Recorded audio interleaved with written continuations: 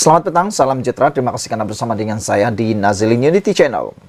Semalam, beberapa orang penganalisis politik mengatakan bahwa tidak mustahil akan lebih ramai menyokong Anwar Ibrahim jika Perikatan Nasional terus enggan berunding.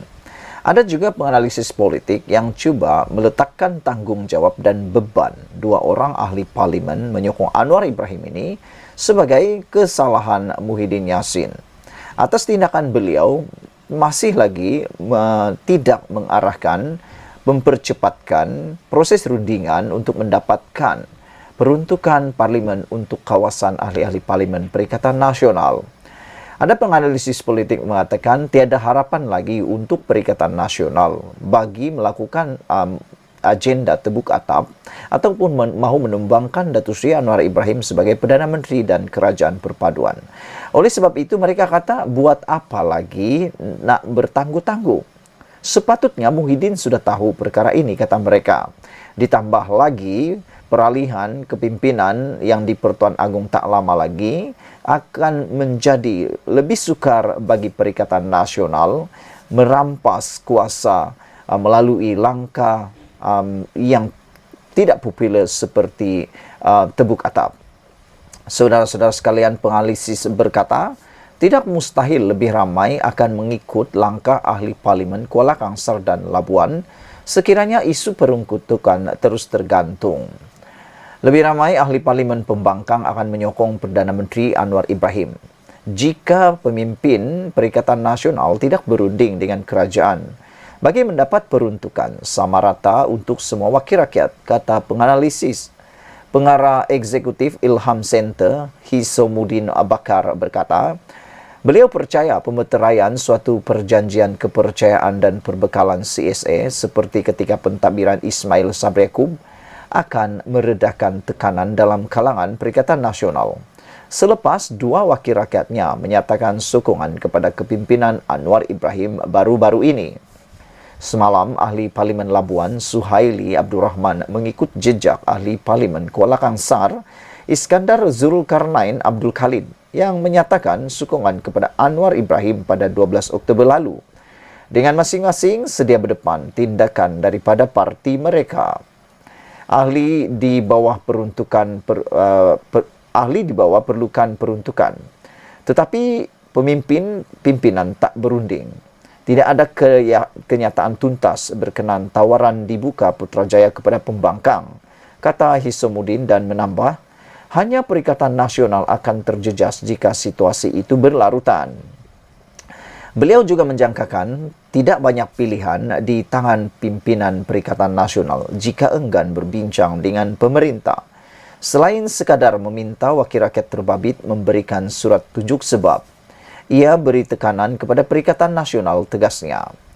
Sementara itu, Mazlan Ali dari Universiti Teknologi Malaysia memaklumkan maklum alasan kedua-dua ahli parlimen Perikatan Nasional terbabit, yaitu mengharapkan dana kerajaan untuk disalurkan ke kawasan masing-masing.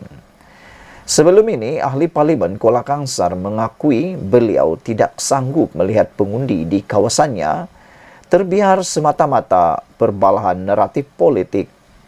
Apakah lebih ramai ahli parlimen bersatu akan berbuat demikian? Itu perkara yang tidak mustahil jika melihat tren yang berlaku hari ini, kata Mazlan kepada FMT.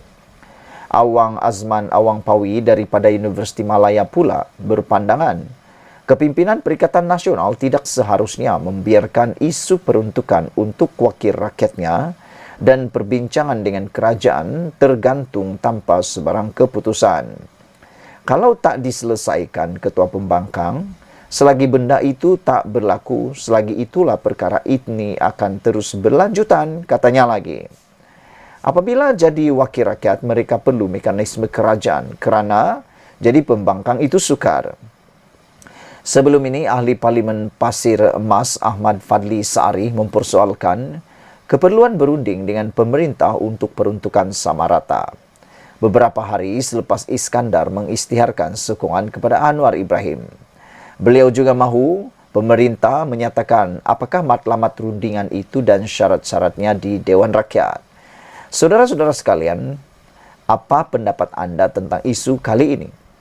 Adakah benar tidak mustahil lebih ramai sokong Anwar Ibrahim jika Perikatan Nasional enggan untuk meneruskan atau membuat rundingan. Dan ini adalah perkara yang amat bahaya kepada Perikatan Nasional. Silap-silap mereka bakal kehilangan lebih ramai lagi pemimpin atau ahli parlimen. Dua ahli parlimen, yaitu Parlimen Kuala Kangsar dan Labuan, sanggup mempertaruhkan nasib mereka, sanggup mengambil risiko, semata-mata karena mereka tidak sanggup melihat rakyat di kawasan mereka dalam keadaan yang susah. Hal ini akan menyebabkan lebih ramai ahli parlimen daripada Perikatan Nasional juga mungkin akan terpengaruh. Lebih-lebih lagi apabila dua ahli parlimen ini akan mendedahkan mereka mendapat peruntukan seperti yang dijanjikan oleh Anwar Ibrahim. Tentu peruntukan itu satu perkara yang manis bagi ahli-ahli parlimen ini. Saudara-saudara sekalian, lebih ramai ahli parlimen pembangkang akan menyokong Perdana Menteri Anwar Ibrahim jika pemimpin Perikatan Nasional tidak berunding dengan kerajaan bagi mendapatkan peruntukan sama rata untuk semua wakil rakyat, kata penganalisis. Sekiranya ada pemimpin daripada Perikatan Nasional cuba untuk terus mempertahankan pendirian mereka tidak mahu berunding karena kata mereka kerajaan harus bertindak adil, itu hanya naratif politik. Kita belum pasti kalau Perikatan Nasional jadi kerajaan, apakah mereka juga tidak akan melakukan perkara yang sama. Silap-silap hari bulan, mungkin mereka lebih teruk. Dan kita harus tahu bahwa perkara ini telah pun pernah dilakukan ketika pemerintahan Perikatan Nasional bersama Barisan Nasional.